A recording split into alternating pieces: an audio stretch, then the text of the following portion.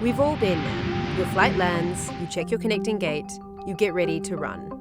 Sometimes that run is to the gate across the corridor, and sometimes it's more than a mile away.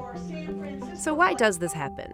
It turns out there's a complex network of factors that go into your race to the gate. Airport terminals are not just buildings, and increasingly very well-designed, good-looking buildings, but they're really essentially a machine of sorts. And it's the machine that moves passengers from one place to another, and it's the machine that moves checked baggage for passengers behind the scenes.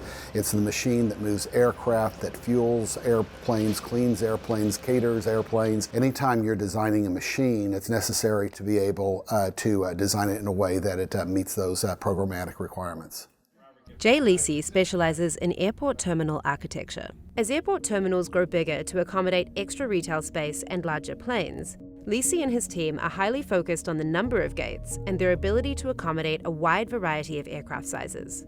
One of the challenges in the design of airport terminals is balancing the needs of the aircraft and the needs of the building and the needs of the people.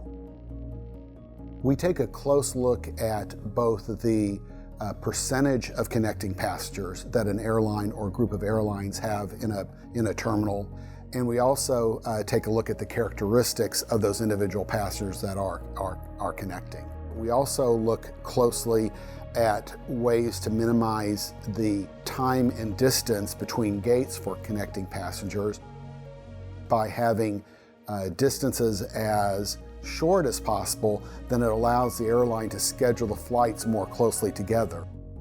Airlines schedule flight routes as far as 9 months in advance. Gates can be planned 3 months ahead of a plane touching down.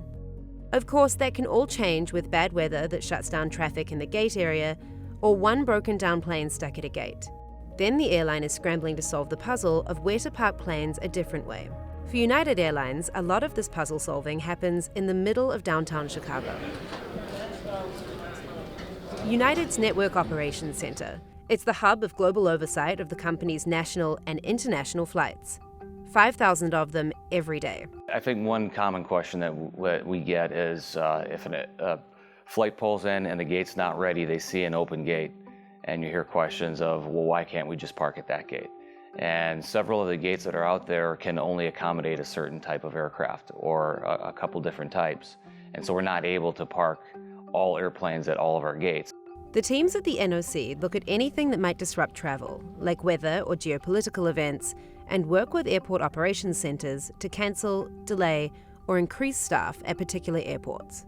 So the airport will publish a gate about 24 hours to 36 hours in advance. And it's really a bit like solving a dynamic puzzle every single day, because the aircraft are coming in and out. Different gates have different requirements. The folks that are really responsible for managing those gates are in the operations center at the airport. The Network Operations Center collaborates with operations centers at airports around the country on a daily basis. The NOC has oversight of execution of the flight schedule, including which flights to delay or cancel, while individual flight executions are made by the station operations centers. Hey boss, what's happening?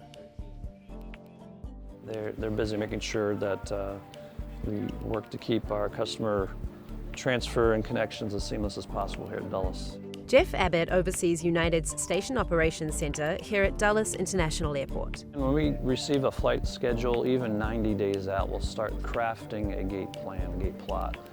This is our gate planning tool. We call it real-time stands, and Usman here is working again on our mainline operation. Each color is a different fleet type. The flight bars horizontally have the flight numbers and the arrival time and departure time. That's the length of the bar is how long the aircraft sits here on the ground. So the shorter the flight bar, the shorter the turn time here at Dulles. The introduction of technology in far greater ways and in ways that touch the passenger has probably been the single biggest change in the last 25 years.